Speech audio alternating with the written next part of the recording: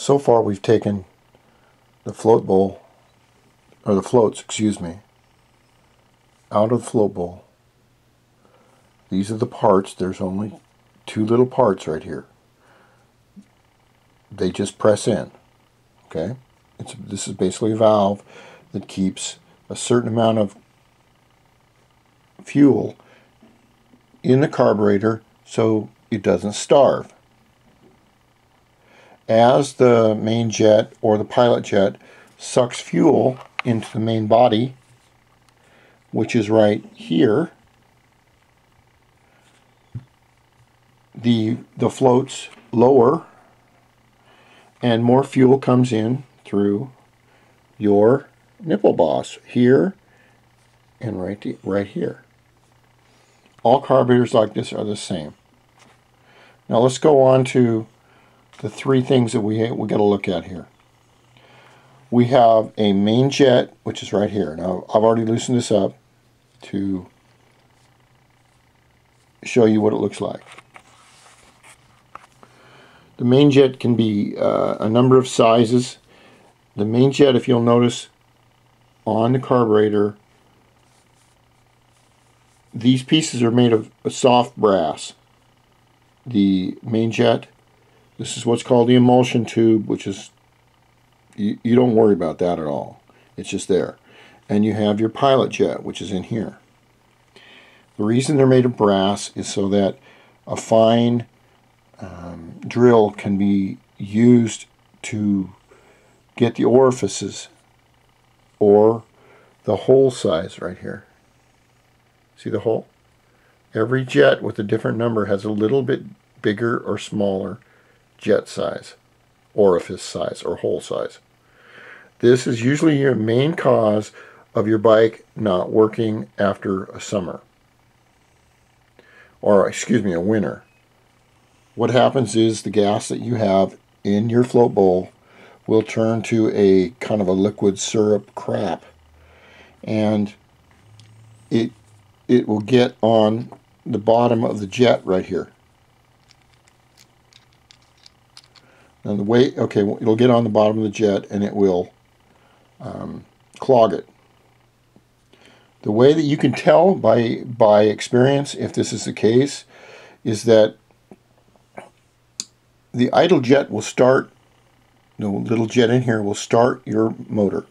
It will idle it, but the minute you give it any gas, it goes dead, because it needs this main jet to give it the extra fuel to get going.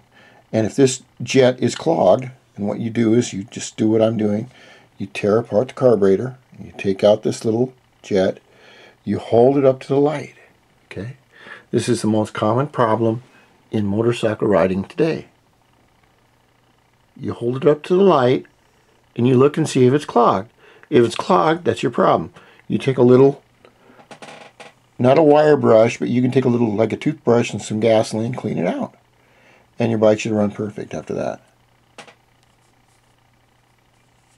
Now besides the main jet is what's called your pilot jet. Your pilot jet is usually put in with a straight screwdriver, and I have loosened this up already. Now all these jets and things are interchangeable. They are different sizes. You can fine-tune your bike using these.